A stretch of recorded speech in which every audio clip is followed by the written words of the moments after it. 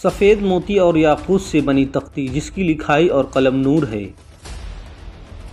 لوح محفوظ کہاں رکھی ہے جس میں اس کائنات کے تمام راز لکھے ہیں؟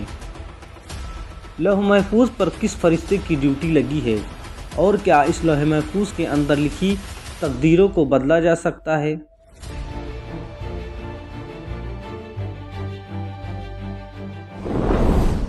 لوح محفوظ ایک ایسی کتاب یا تختی ہے جس میں کائنات کی ابتدا سے لے کر انتہا تک کی سبھی چھپی اور ظاہری باتیں لکھی ہوئی ہیں، یہاں تک کہ ہر انسان اور جانور کی تقدیریں بھی، کہ وہ کب پیدا ہوگا، کیسے زندگی گزارے گا، اسے کتنا رزق دیا جائے گا، اس کی زندگی میں کون کون سے حادثات ہوں گے اور اس کی موت کب اور کیسے ہوگی، وہ جنتی ہوگا یا جہنمی ہوگا۔ مختصر یہ کہ کائنات کی ہر چھوٹی بڑی راز اس تختی میں تحریر ہے۔ مفسرین نے لکھا ہے کہ تمام رسولوں پر نازل ہونے والی آسمانی کتابیں بھی لوح محفوظ میں نقل کی گئی ہیں، اسی بنا پر قرآن مجید میں لوح محفوظ کو ام الکتاب کہا گیا ہے۔ دراصل جس طرح اللہ تعالیٰ کی وحدانیت پر اور اللہ کے تمام رسولوں پر ایمان لانا ضروری ہے، اسی طرح اللہ تعالیٰ کے فرشتوں پر، عرش و کرسی پر، قیامت کے قائم ہونے پر اور لوح محفوظ پر ایمان لانا ضروری ہے۔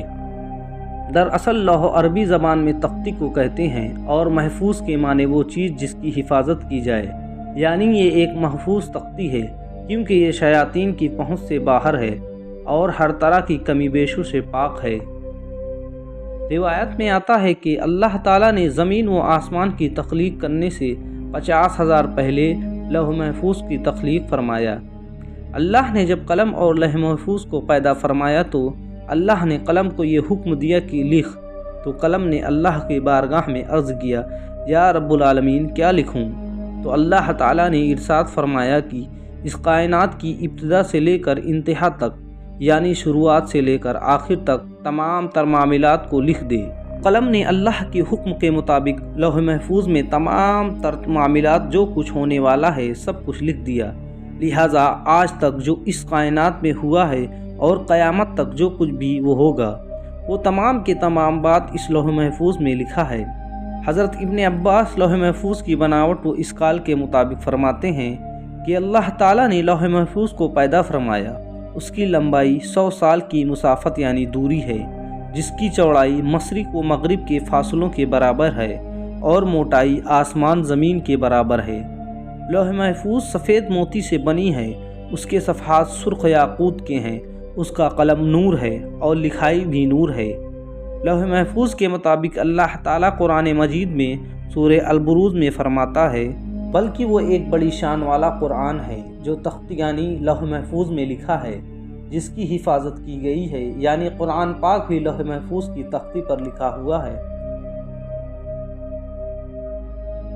حضرت ابن عباس بیان کرتے ہیں کہ لوح محفوظ کے اوپر بطور ٹائٹل یہ الفاظ لکھے ہوئے ہیں کہ اللہ کے علاوہ کوئی عبادت کے لائق نہیں، اس کا دین اسلام ہے اور آپ صلی اللہ علیہ وسلم اس کے بندے اور رسول ہیں، لہذا جو بھی اللہ پر ایمان لائے گا اور اس کے وعدے کو سچا جانے گا اور اس کے رسولوں کی اتباع کرے گا تو اللہ اسے جنت میں داخل کرے گا۔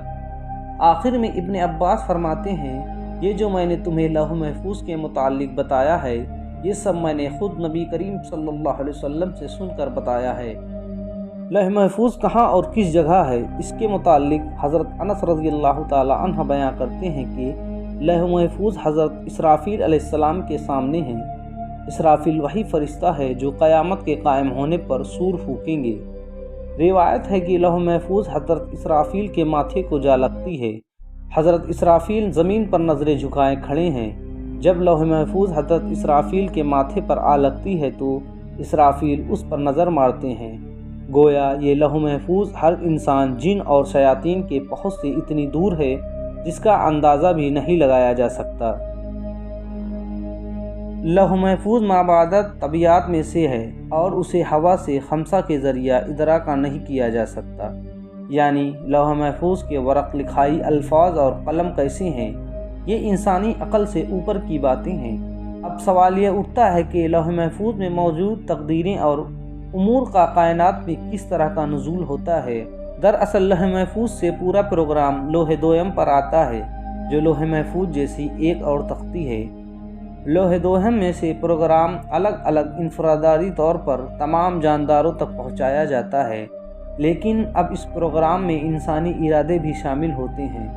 مثلاً اگر لوح محفوظ یہ پروگرام نصر ہوا ہے کہ کسی آدمی کو ایک کام کرنا ہے، لہٰذا یہ کام انسانی ذہن پر بالکل اسی طرح وارد ہوتا ہے، اب انسان اس میں ذاتی ارادہ شامل کرتا ہے اور وہ اس کام کو سر انجام دیتا ہے، یعنی ہر امور اور کام میں انسان کا نیت اور ارادے کا مکمل اختیار ہوتا ہے۔